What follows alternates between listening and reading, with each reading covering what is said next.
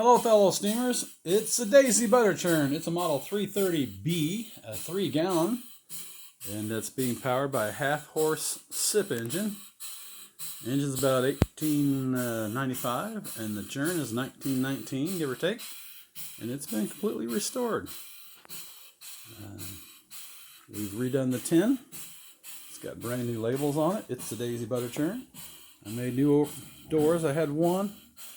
So I was missing one. I rubber lined the whole inside of the container so it can churn butter now. We'll just leave that off. And all the metal work's been bead blasted, repainted.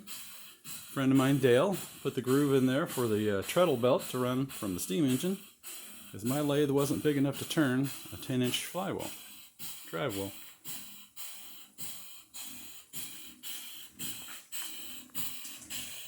Over here we have the drain, the excess liquid. And she just turns over so well. The gears mesh perfectly. For something as old as this, I would expect a little more grinding, but no. It really turns over sweetly. A child could turn it over. It's that easy.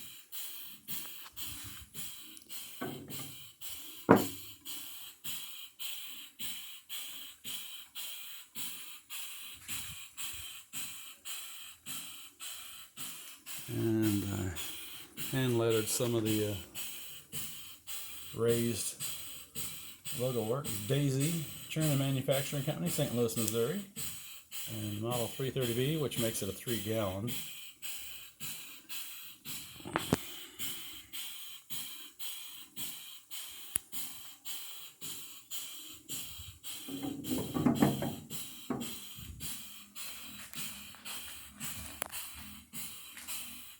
These are oak panels.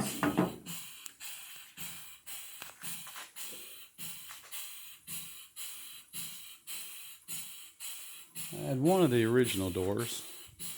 Here it is right here. So I had a pretty good template to go by. But to get the paddle out, all you simply do is loosen that thumb screw. Take your doors off, of course. Loosen the thumb screw and paddle will drop down in there enough to clear, and you just tip this out and remove your butter. I had to make a handle for it. It matches the doors now. But the tin was really sound. I was pleased with that. And not too beat up. This will be one of my displays at the steam show, I suspect. But thanks for looking, folks. Hope you enjoyed it. It's a Dazey butter churn, model 330B, powered by a 1/2 horse Sipp steam engine.